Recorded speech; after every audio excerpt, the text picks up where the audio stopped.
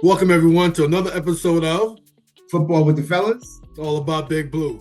I'm your Yes, man sir. Mazo, and this guy here, Play from Brooklyn. yeah, here we go again. Yes, Yeah, sir. we all excited, and everything. Coming off the win. A W, a W. I don't even know. Is that the letter? It's been so long.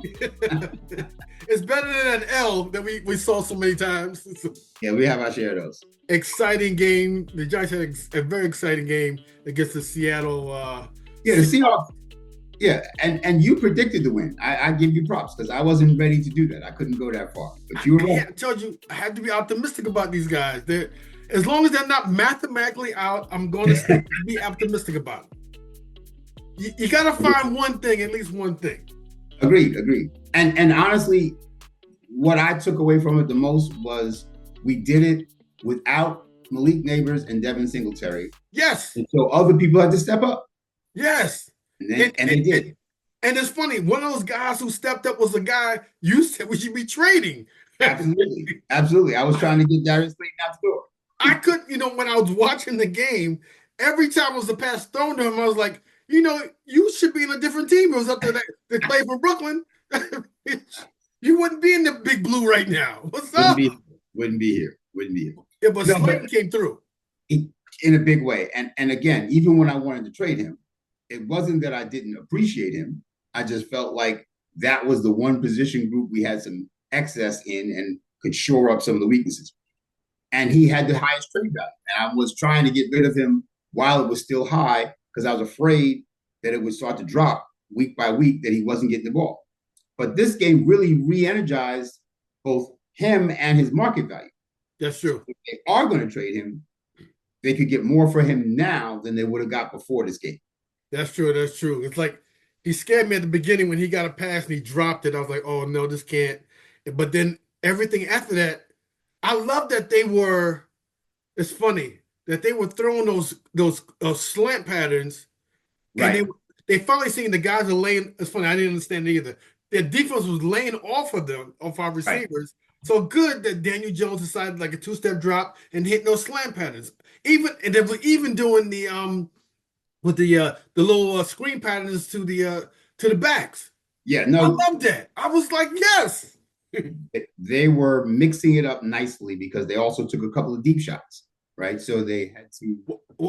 They meaning Seattle.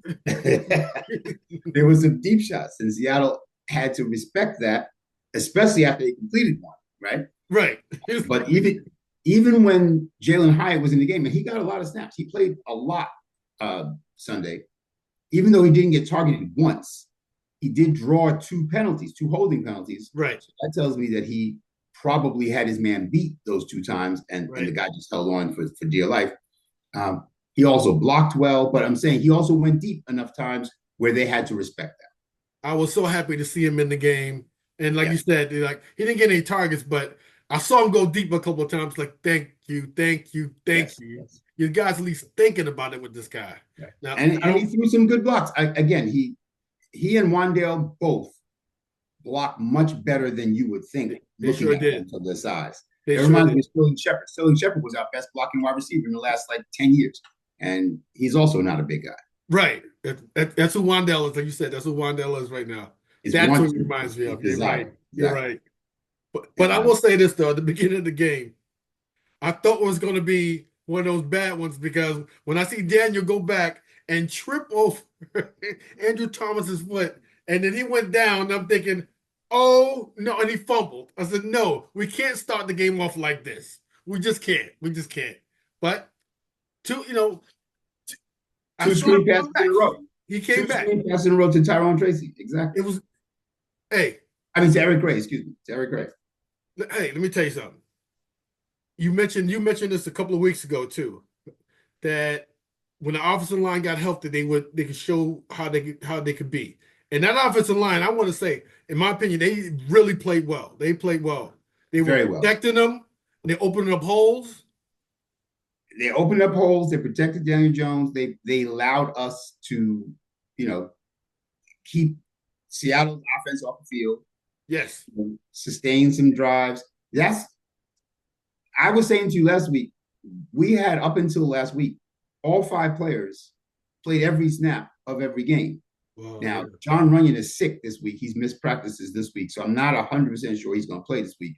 Hopefully he will, but he's listed as questionable right now. But when you have 5 people who are getting that kind of cohesiveness and reps, especially seasoned veterans for the most part, John Michael Schmitz is in his 2nd year, but everybody else is a seasoned pro, good things can happen. Oh, so, and it did. Hopefully that moves with us forward through the rest of the season, as long as they stay healthy, which, again, hopefully is for the rest of the season. Please let it be, because it's funny. Here we go. Is a back in the day big blue thing is that Tracy? Right. Tracy looked like Ahmad Bradshaw to me out there.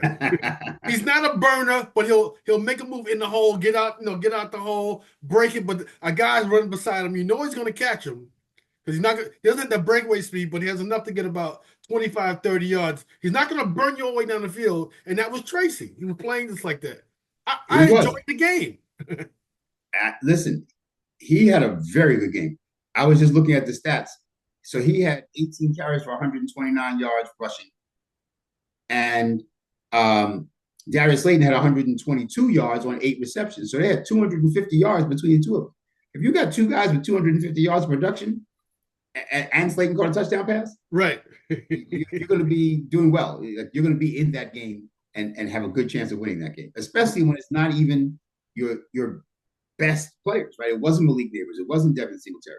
It was some of the guys that you would think would be the 2nd-tier players. Right. They were 1st tier this week, but those are the guys who can step up. Listen, anything is possible. Let's talk about your defensive line. 7 sacks. I thought they played their butts off in this game. I'm sorry. Absolutely. Absolutely. And wow. Here's a stat that nobody had on their bingo card. The Giants are leading the league in sacks. The Giants have 22 sacks this year. Nobody else has that many sacks. Sacks allowed. Not sacks allowed. Sacks. We are leading the National Football League in sacks. That's crazy. I can't believe that. I seriously, I can't believe that. But at the last game, though, I could see they were on the way to doing that because those guys, they look like Big Blue of old. They were like, God, they were in there doing work. They're doing work on every play. They were in there. Defensive backs play well. I mean, it's easier to play well when the Lions 7 sacks, right? We don't have to cover for as long. But they did play well. Tay Banks in particular had a really good game. They did. He had a really good game against a really good receiver, right? He had DK Metcalf most of the time, and he held him in check. I mean, DK had a couple of plays, but for the most part, Tay Banks held him in check. Yeah, he did. And caused a fumble, right? One of the catches that that's right. actually made, Tay Banks stripped him, and we recovered the fumble. So which is not easy because they were strong. Even when he gave up a pass, it turned out to be good for us because we wound up with the ball back. Right. It was good. I tell you, this game, my big takeaways from this game, one, I like the time that they gave, the offensive line gave Daniel Jones in this game. I love that the holes they were opening up on offense. Now, it's funny, I did some research on that. And folks, coming soon, or listen to me. Coming soon, we're gonna have Clay's Big Blue print. I'm Big Blue right now. Oh, yeah. You're gonna love it. You're gonna love it. Because thank you. Yes. Looking at some of the holes that were being opened up, we can run that back and forth and really dissect that. So coming up soon. It'll be coming up soon. Think about. We'll be looking at some footage. But the defense played extremely well. I was extremely happy with this game. That was something great to watch, and man. Oh, absolutely. And it sets up nicely for this next week. So to kind of transition to week 6, we have a team coming in, Cincinnati, who, I mean, they're not doing very well. Like, they're not scaring anybody. I mean, they are scaring people offensively. They're laying on the points offensively. Right. But they're not getting wins because their defense is terrible. So, we're looking at a situation where we may have to beat them, 31-28 or something, because they can put points on the board as well as anybody. But if they're going to give up points as well as anybody, I'm fine with that. I'm fine with winning 31-28. I have no problem with it. None. It's a W. It's a W. It doesn't matter. It doesn't matter. Yeah, that's a scary team though on the offensive side of the ball. But how are they on defense again? I mean, because it's their defense this year. They're typically kind of like, I don't know, middle of the road or just pretty good. But this year they're not. No, Not that they great. usually have a decent, solid defense, but not this year. Let me see. I got the stats right here. It said they are 31st in the league in points allowed. Again, there's 32 teams, so next to last, and 27th in the league in yards allowed. So teams are marching up and down the field on them and putting the ball in the end zone, right? Sometimes you see a team give a lot of yards, but not a lot of points. Right. They get a lot of yards and a lot of points. A lot of points. Now, they're also 4th in the league in offense scoring, in points scored, and 7th in yardage. So they're also moving up and down the field and putting it in the end zone. So, they're losing games like they lost to Washington, I think it was 38-33 or something like that. That's the kind of thing that happens to them. They wind up scoring in the 30s, but they also give up more than 30, so they wind up with an L. We got to look at it. If your defense isn't stopping anybody, it means your offense has more opportunities on the field. So, and they also have to throw because they're trying to catch up, but they are fortunately able to throw because Joe Burrow is as good a quarterback as anybody not named Patrick Mahomes in the NFL. And they got Jamar Chase, who is one of the top 5 wide receivers in the NFL. And then they got T. Higgins also, who for most teams would be their wide receiver 1. Right. He is their wide receiver 2. So yeah, they're scary. I think we could do something with them though. Here's the optimism coming out again. I think we can do something with him. I mean, we should just be right now. Dable should have the guys just staring at this film from last game. See, guys, how you open up holes, we can control the ball. We can just control the ball, control the game. Daniel, 3-step drop, boom, get it out of your hand. Well, one thing I got to go back. I got to go back a little bit to the last game. Sure. I'll come to this one. I got a little bit concerned with Daniel, and I still am. He's running a whole lot more. And he's not going down. He's getting hit. And I was wondering if he's going to be doing this. Lowering his shoulder. Yeah, he's lowering his shoulder. He's not right. And delivering the hit, right? He's not just getting hit. He's hitting people. Right. Trying for the extra yards. I don't want him doing that in the Cincinnati game. I don't mind him running, but get 3 or 4 and get down. Get down. Absolutely. No, I agree. He's showing leadership and he's, putting his all out there. I guess he feels like with all the talk about possibly benching him, he said, I'm not going down soft. If I'm going down swinging. I want them to see me at my best. I'm going to give it my best. And I respect that. But now let's be smart. Let's try to stay healthy and stay on the field. Right. Please. Yeah. I mean, he's like stiff arming people and lowering his shoulder. Like he looked like a running back out there. And, maybe because Dable spent some time with Josh Allen, Daniel Jones feels like I got to be the Josh Allen type. You don't. You don't have to. Josh Allen's a little bit bigger than you, a little bit stronger than you.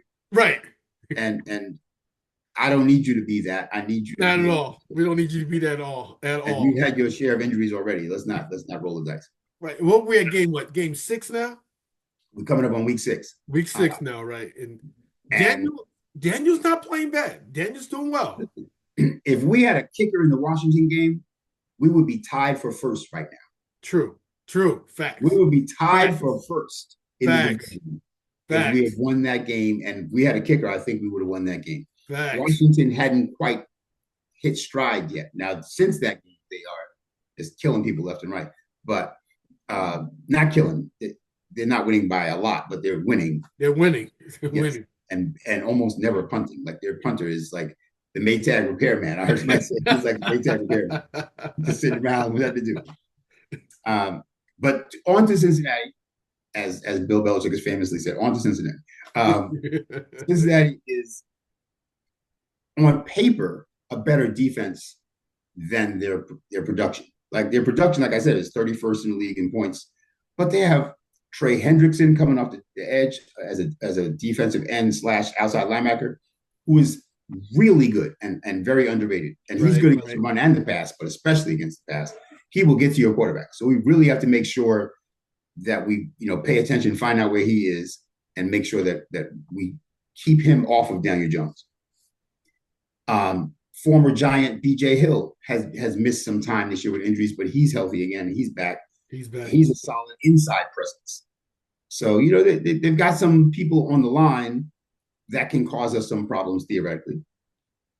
our offensive line has been playing well, but I'm just saying they're not slouches on the other side. And they've got very good linebackers too. So their linebackers are good. Their secondary, they've got solid experienced safeties that just aren't playing all that well right now. Their best cornerback, Dax Hill, is out for the season. He's on IR, so that's going to hurt them. They're going to have to move down their depth chart as far as cornerbacks. So a key matchup for us is, and I'm hoping Neighbors doesn't play again. He seems like he's not even out of concussion protocol yet. He's not out of concussion. No, he's not. He hasn't practiced. Still hasn't practiced. So I'm hoping Slayton can beat their other cornerbacks. But listen, I would love to see a little bit more Hyatt, a little bit more Hodgins, a little bit more Theo Johnson, a little bit more Bellinger. I mean, as we predicted, they did bring up Isaiah Hodgins for the game. Yes. And he did get on the field, but he didn't get any targets. So maybe this week he gets some. Yeah, I think he will get some this week. Hyatt, I'm feeling something funky going on, like away from the field, or something's going on that we just don't know about. And we said it before, he'll either be on the field or he'll be on someone else's team next week. But it'll keep him around now until Neighbors comes back at least. But you would think not to get any targets.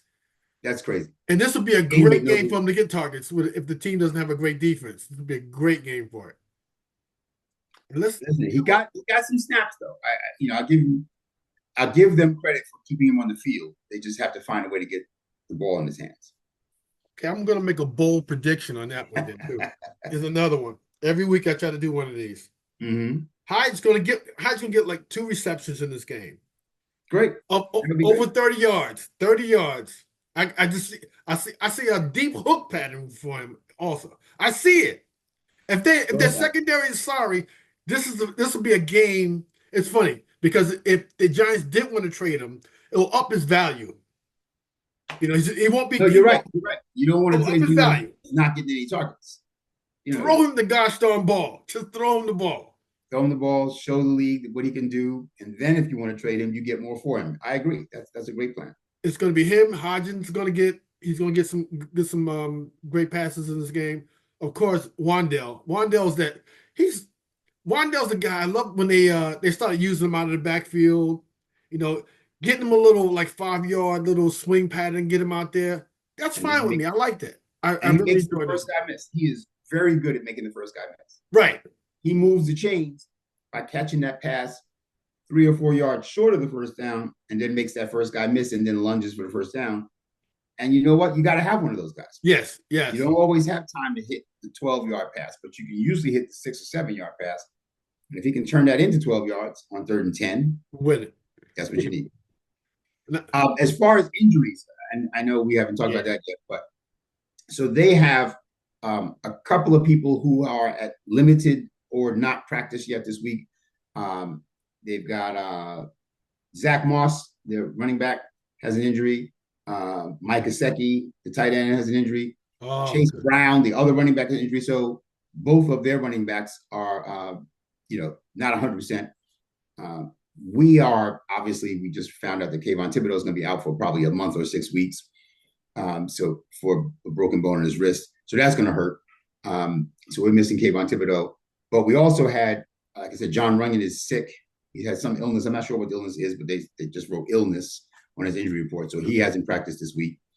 And Drew Phillips, the cornerback, the rookie slot cornerback that I really like and started off the season very well, is still listed as questionable, as is Devin Singletary. So, we'll see by game time how many of those people actually wind up playing, but they're probably not going to be at 100%, even if they do play. So let's see what that means. It means prediction time. It means the Giants still are going to win. It means I know it's saying use Phillips this week though, because with that receiving crew over there, we need as many healthy, quality DBs as we can possibly get. And he was playing really well the first couple of weeks, so I really do hope he makes it back. 31-27 Big Blue. 31-27 Big Blue.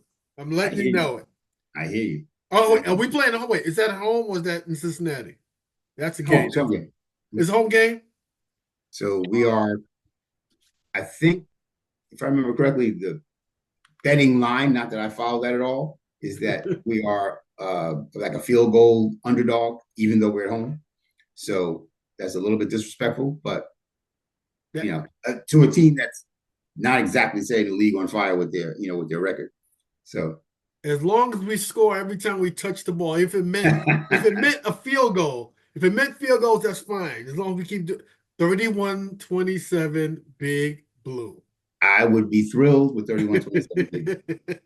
By the way, we didn't actually mention this, but it's the Sunday night game. And that's another thing that we don't usually do well on. We're not the prime time Sunday night. We don't seem to do well when everybody's watching us. So that's something to be concerned about. But we want to do like Muhammad Ali said. Want to shock the world. Want to shock the world. That would shock Everyone's going to be watching. Everybody's going to be watching. And again, Cincinnati's 1-4, we're 2-3. Neither of us right now is setting the world on fire as far as wins and losses.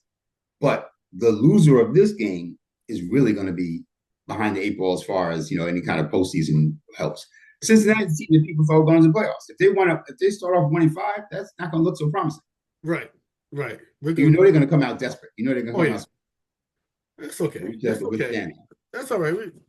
We'll stop them. We'll stop the running game. We'll try to slow down the passing game. We'll try, but we'll see what happens there. But come on, they got to do it.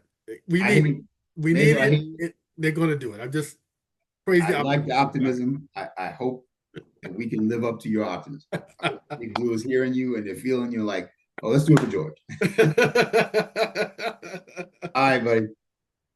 All right, y'all. You viewers, what do you think about this game? Would you let us know? Do you think the Giants have a chance to blow them out or win this game, or do you think they're going to the Giants get blown out? Put that down in the comments and let us know how you feel this game is going to go.